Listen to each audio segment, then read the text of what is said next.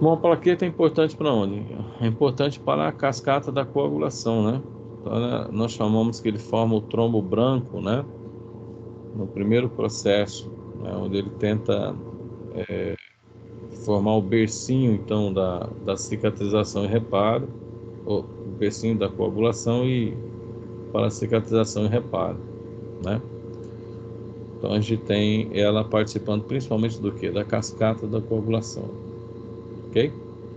Tentando tapar o buraquinho. Então, você tem lá um processo de lesão e você forma, tem o trombo branco e o vermelho. Primeiramente, o trombo branco, que é as plaquetas, ok? E depois você tem o trombo vermelho, que é a rede de fibrina.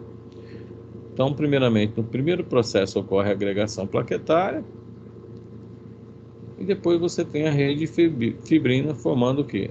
O trombo vermelho, né? O que nós chamamos também hemostasia primária e hemostasia secundária, também pode ser chamada dessa forma aí, ok? Então, a hemostasia serve para quê? Primeiramente para reparar, né, tampar aquele buraquinho que foi lesionado, aquele vaso, e serve também do quê? Serve também de bercinho para a cicatrização, porque a partir do momento que formou a rede de fibrina, ela serve para aprisionar o micro-organismo, mas serve também para a chegada de células. Não é isso? Então, primeiramente, você tem lá os granulócitos, que seriam neutrófilos, nas primeiras 24 horas. Não tem nenhum micro-organismo, não tem nada. O macrófago entra em ação. E aí ele começa a produzir fatores de crescimento. Para quem? Para o fibroblasto produzir colágeno, ok? Serve para o crescimento vascular, que nós chamamos de neovascularização. Serve para a epitelização ou reepitelização. E se porventura, né, tiver restos celulares ali, serve para o debridamento, né, a limpeza. E aí inicia-se o processo de cicatrização, tá certo? Cicatrização da ferida. Então serve para essas duas funções, né? Tampar a lesão ocasionada no vaso e também serve para iniciar o processo de cicatrização, certo? Então, de maneira geral, o que nós temos no sangue periférico, então? São essas células aqui. Eu tenho os linfócitos, os monócitos, os neutrófilos, os eosinófilos e o basófilo. Aí você já sabe as funções. E o monócito vacuolizado, você já sabe, em situações onde eu tenho principalmente a presença do micro-organismo na circulação. Tá bem? E as locais? O que nós temos nas locais? Nas locais nós temos macrófago, um mastócito, que é uma importante célula produtora de mediadores vasoativos, fibroblasto participando da circulação, a terminação sensitiva, que até então ninguém dava importância para ela, mas ela participa do processo inflamatório, né? Participa de forma imensa, e, é claro, as células endoteliais, muito importante na cicatrização e reparo e na inflamação, tá bom? Os macrófagos já sabem que tem a função de fagocitar e produzir o quê? Fatores de crescimento. Então, essas são as funções de maneira geral. Tem a cooperação porque apresenta antígeno, é isso? Fagocita micro-organismo, apresenta antígeno para o linfócito B. E, por último, aí, eliminação de restos celulares e fatores de crescimento. Bem, do macrófago. Aí vem a retirada de hemácias senis lá no baço, né? No sistema retículo endotelial, eliminação do tecido debris, né? Que também participa desse processo aqui. Eliminação de bactérias, eliminação de células apoptóticas, né? Também participa. Okay? São funções gerais do macrófago, né? São funções gerais. Então, tem atividade microbicida através dos radicais produzidos, produz citocinas que participam da febre, então aqui é uma ação indireta, né?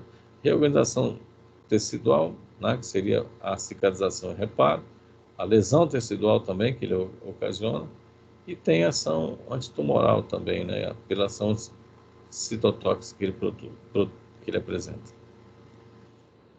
São funções produzidas. As principais citocinas, ó, IL-1, IL-6, TNF, né, e IL-8 são as principais citocinas que levam à ativação do macrófago. Tudo bem? Mastócito. Nós temos dois tipos de mastócito, mastócito tecido conjuntivo, mastócito mucosa. Por isso que às vezes tem medicamento que não funciona, né? Você pega um cromoglicato, tenta aplicar no tecido conjuntivo, não vai funcionar porque são mecanismos de transdução de sinal diferente e aí não vai funcionar mesmo, tá bom? Todas também partem lá, né, da célula tronco e vai dar origem que aos mastócitos, tá bem? Aos mastócitos. E tem dois microambientes, né? Mastócito mucosa, que são, ou mastócito tecido conjuntivo.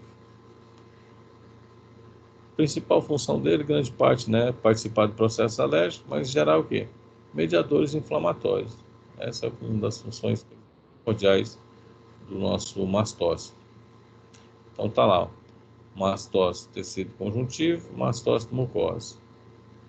Aqui tem rico em triptase, né, enquanto que eu tenho menor quantidade de triptase. Isso aqui é importante na asma, né?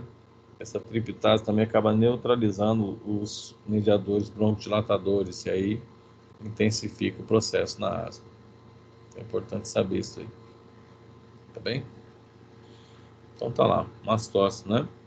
Tecido de doença imunológica, enquanto o outro, né, não estão relacionados ao sistema imune. Mais angiogênese, remodelamento e vai. Que é o tecido conjuntivo.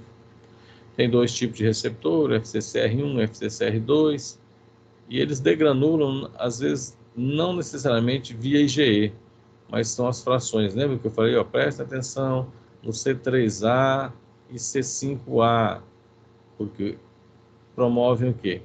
Degranulação mastocitária. E você lembra de mastócito, lembra de mediadores vasoativos.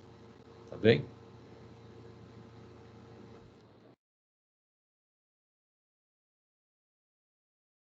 Tem três grupos mediadores, nós chamamos pré-formados, que aqui é a histamina. Neoformados são as prostaglandinas D2 e leucotrienas. E as citocinas, aí você vai ver, IL-4, IL-5, e aí vai sucessivamente. Então tá lá. Mediadores pré-formados, histamina. Neoformados, prostaglandinas e leucotrienos. E os transcritos é as citocinas. Bem? Lembrando que em processos alérgicos vai ser a degranulação ocorre via IgE. Mas C3A, que são frações do complemento, e o C5A, também chamados de anaflatoxinas, né, eles se ligam e promovem a degranulação mastocitária. Tá? Os grãos pré-formados, histamina, protease, proteoglicanos, né, são previamente formadas, vão se ligar em três tipos de receptores, mas principalmente na periferia tem o receptor H1, que participa do processo inflamatório, e do processo alérgico. Tá bem? Então, através do H1, exerce o efeito o quê?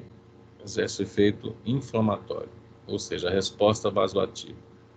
H2 está relacionado com, principalmente no trato gastrointestinal, secreção de HCl. Ok?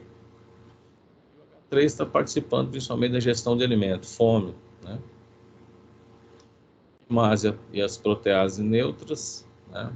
São também que produz a ação biológica dela, principalmente ativação, né, inativação do fibrinogênio e ativação da colagenase. Então tá lá. Histamina, leucotrienos, prostaglandina, que produz o quê? O efeito vasoativo, aumenta a secreção, no caso do leucotrieno na asma, e também os leucotrienos e histamina também promovem que a broncoconstrição. Além de promover o estímulo da terminação nervosa. Então, quando no processo alérgico causa prurido. Num processo inflamatório, que vai ter, no processo inflamatório vai ter outros mediadores, ela também participa da dor. Não causa coceira no no processo inflamatório, causa dor, porque está também associado a outros mediadores, certo? Citocina, mas a gente vai ver isso aqui com maior detalhe separadamente, tá bom? Muito bem. E L4 sempre vai estar participando da mudança de isotipo, né, dos linfócitos B, de IgM, IgG para IgM, não, IgG para IgE.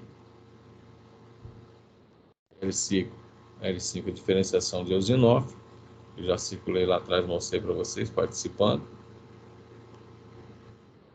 L8 participando da quimiotaxia, né? Quimiotaxia. Aí o mecanismo de exocitose, né? Sempre vai ter o antígeno, ligação cruzada, ativação da adenoato ciclado, proteína quinase, fosfoproteínas, aí vem aquela interação da actina com a miosina, aí ocorre a exocitose, certo? A exocitose. Leva a ativação de lipase, que lipase aqui? Fosfolipase A2. E a fosfolipase A2 retira o fosfolipídio de membrana, o transforma em ácido araquidônico, a COX é ativada e vai dar origem ao quê? No caso aqui, a LOX é ativada e dá origem aos leucotrienos. E quando a COX também é ativada, dá origem ao quê? Às prostaglandinas D2, que são comuns produzidas por ele. Tá bem? Lembrando que ele pode ser ativado por outros receptores. Que receptores? Receptores do complemento, através da C3A e C5A. Também promove a mesma resposta de transdução de sinal. Tá bem? Quando eu falo resposta de transdução de sinal, é liberação de quê? De histamina e a produção de prostaglandina e leucotrienos. Fibroblasto. Para que serve fibroblasto? Diga lá. Ele está no compartimento fixo ou no compartimento circulante?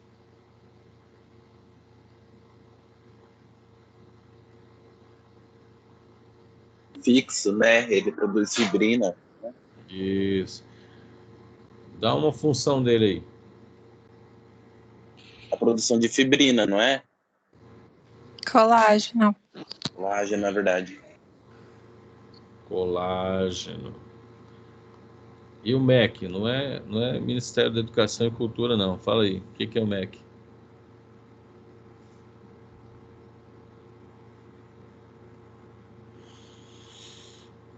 Matriz extracelular. Matriz extracelular. Tá bem? Serve para isso aí. Então tá lá. Fibroblasto. Normalmente os fatores de crescimento estimulam a proliferação e crescimento do fibroblasto. E ele é responsável principalmente por essas duas funções. Colágeno e a matriz extracelular, que também faz parte da sustentação.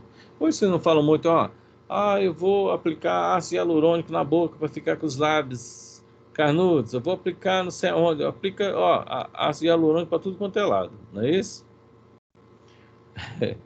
Então, grande parte esse ácido hialurônico vem de onde? Vem do fibroblasto, ele produz um dos componentes da matriz, e ela dá sustentação entre uma fibra colágena e a outra, tá bem? Entre uma fibra colágena e a outra. Células endoteliais são muito importantes porque elas produzem mediadores também inflamatórios e também expressam moléculas de adesão para a migração de células, né? Então ela participa da arquitetura. E aí você tem sempre na artéria, né, o tecido conjuntivo, você tem o músculo liso, aí você tem o endotélio, as células endoteliais. Então, quando você fala em vasodilatação, você está falando em relaxamento de músculo liso vascular, tá bem? Quando você fala aumento de permeabilidade, é o espaçamento entre uma célula endotelial e outra, tá bom? Isso é importante compreender. Às vezes, o sistema venoso ele tem assim uma quantidade menor de músculo liso, né, quando comparado com a artéria. Isso que diferencia, praticamente. Certo? Então tá lá a célula endotelial, ok? Participando do processo. As funções Já sabe, mediadores inflamatórios, pressão de molécula de adesão, mantém o tônus vascular, mas principalmente são essas funções das células endoteliais. Ok?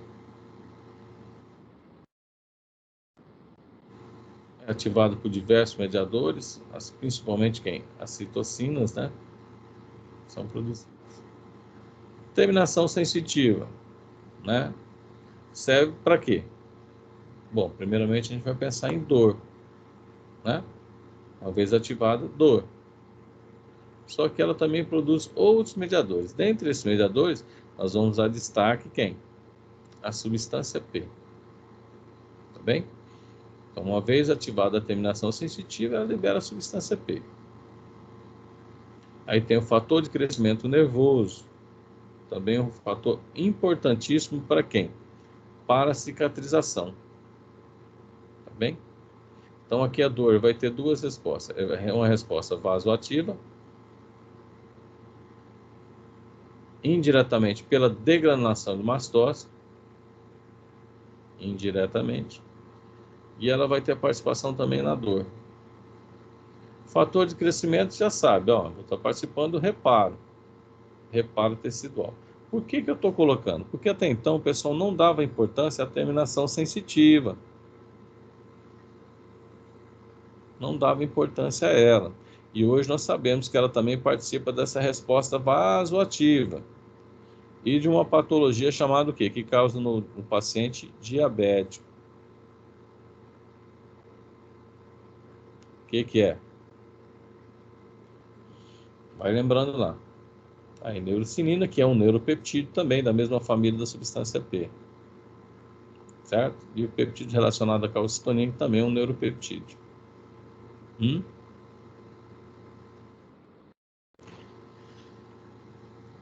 Então é assim, ó. Vamos pensar lá. Vamos só falar do diabético, porque rapidinho. Então vamos lá. Bom, pezinho do diabético, né?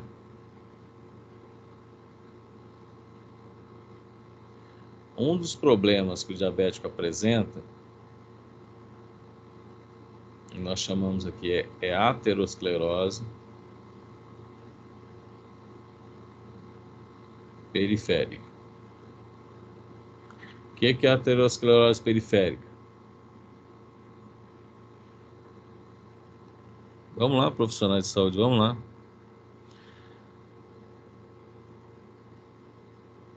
É a formação de placas de ateroma.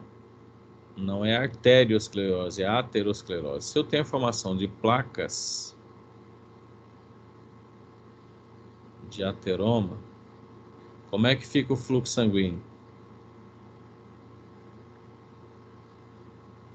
Como é que fica o fluxo sanguíneo? Diminuído. Ok? Muito bem. Outra coisa importante que participa do fluxo sanguíneo. Lá, vem cá. Tudo bem? A terminação sensitiva, vou colocar assim, ó. Ok? Ela tem duas funções que eu falei para vocês. Qual que é a função? Ela participa da dor. Eu vou colocar aqui sensibilidade, né? Sensibilidade. Então, se você pisa numa pedrinha, gera uma dor, gera um potencial de ação, vai até o sistema nervoso central, você interpreta como dor, você tira o pezinho da pedrinha que está machucando. É isso? Mas com a diabetes, vou colocar aqui, ó. Na diabetes, o que acontece? A glicose, ela se difunde rapidamente e ela é convertida em sorbitol. Sorbitol, o que o sorbitol faz? É um álcool. Não é isso? Propilenoglicol, sorbitol, eu vi lá que a professora de manipulação. Ela destrói a terminação por osmose.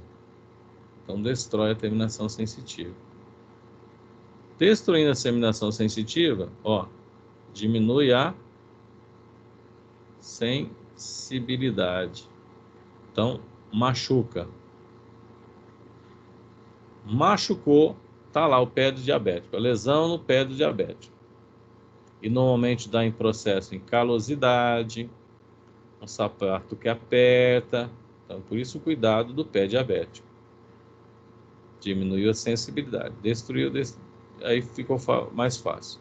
Então, se lesionou, agora eu preciso da cicatrização de reparo. Para você cicatrizar e reparar, você precisa formar o quê? Novos vasos. Você precisa do quê? Fator para você formar, você precisa de fatores de crescimento. Se você já destrói a terminação sensitiva, que produz um dos fatores de crescimento, você vai ter um fator de crescimento a menos. Então, você tem a diminuição de fator de crescimento.